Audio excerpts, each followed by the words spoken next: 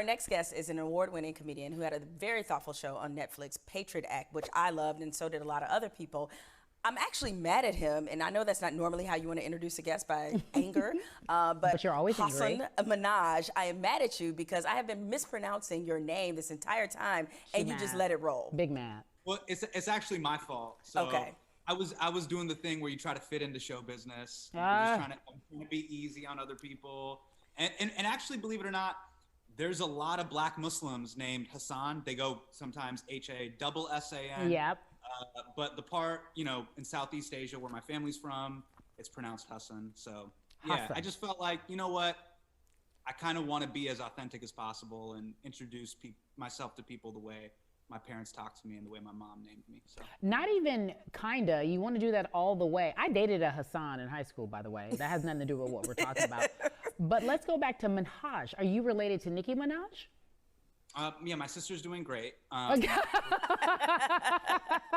Cari, I'm really glad that you're asking me about this because a lot of times people don't ask me about her. No, because it's one of those things where I'm kind of taking up the whole dialogue when it comes to kind of celebrity status, and people keep forgetting about her, and I'm really happy.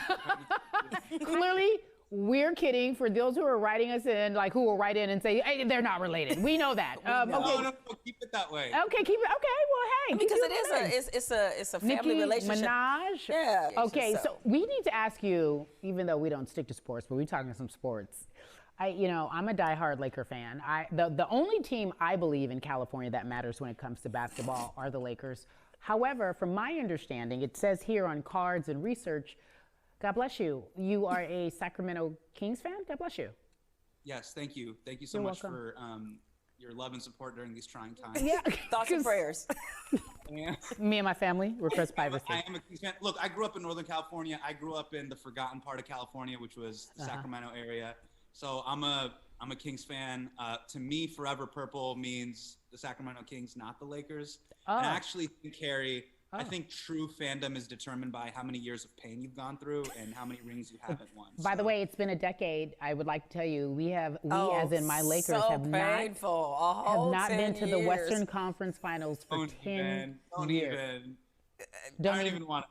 You don't want to? I've already gotten into it with Laker fans before. This is what I have to deal with all the time because I love that the Laker fans have the nerve to have some kind of persecution complex. We do. We got 7,000 championships. Stop it. Right? Your turn. I feel your pain. Go I mean, not totally because I'm go a Pistons fan. Ask your little question. Go ahead, ask your little question. I will. Patriot Act, man. I loved it. A lot of people did. There's even a petition of people who want to bring it back to Netflix. How does that make you feel, knowing that so many people will miss what you provided them? Yeah, I mean, it was a really great opportunity being on for 6 seasons at Netflix, which is, like 16 seasons on linear TV. You know what I mean? So I lasted a long time for a streaming show. But, what was really amazing, Jemele, was just being able to resonate with people around the world. Coming from The Daily Show, which is primarily a show for an American audience, and going to Netflix, which is for an international audience, and connecting with people in 190 countries was a thing that, I couldn't have imagined, and I didn't think it would connect the way it did. And it was just so cool that it meant something to people. It was a very specific show that I wanted to do. I wanted to talk about a lot of the social and political issues around the world from my perspective, but I'm just super flattered that it meant something to so many people around the world. You don't have your platform right now, and I know that has to suck. I don't have any other nice way to put it, but what would you have been talking about in this moment? It's right before the election, if not arguably the most important election. For me, one of the things that I loved most about the show was talking to my community and talking to people of color and approaching it from a rubber meets the road perspective. After we covered the untimely murder of George Floyd, we went to Minneapolis to sit down with Attorney General Keith Ellison.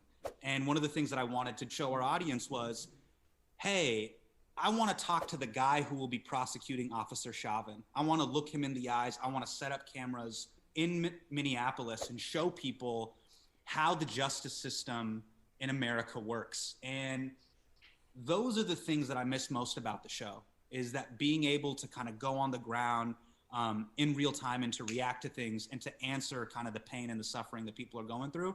and actually provide tangible solutions. You spent a lot of time also kind of really trying to make your own community accountable for the intra-community racism. It is bad to be black in Desi culture, even though we all wish we were black. You don't think that affects how we view black people? 20% of Muslims in America are black. We don't even like praying at the same mosques. What kind of backlash did you receive from calling out your own community? Yeah, that was not a fun day on WhatsApp. I basically got called out by family. You know, they were just basically saying, why are you airing out our dirty laundry publicly? There was a big disconnect between, I think, our generation and the older generation that came here that falls into the trapping of the model minority story where, hey, mom and dad came here, we immigrated here in the 80s, we put our head down, and we've been able to establish ourselves in this country. But there's been this big disconnect where we don't realize that we are the children of the civil rights movement. And one of the things that I wanted to highlight in our George Floyd episode was, if it wasn't for the Civil Rights Act of 1964 and the Immigration Act of 1965, my dad wouldn't have been able to come here and immigrate in 1982. So, you know, Dr. King CC'd us on that email of progress, but a lot of times we're walking around like we got BCC'd. Yeah. Like, we're like, oh, really? I didn't. Oh, I'm on it, but no one knows I'm on it. Yeah. And so one of the things is like, hey, if we're beneficiaries of these fights and of this struggle, then we also have to put in our social capital and our financial capital into helping that struggle continue. I tell you what, it's time that we lighten the mood a little bit. If you don't mind sticking around with us, we're gonna play certainly something that lightens my mood. It's called Is That Racist? We'll be right back with more from Hasan Minhaj.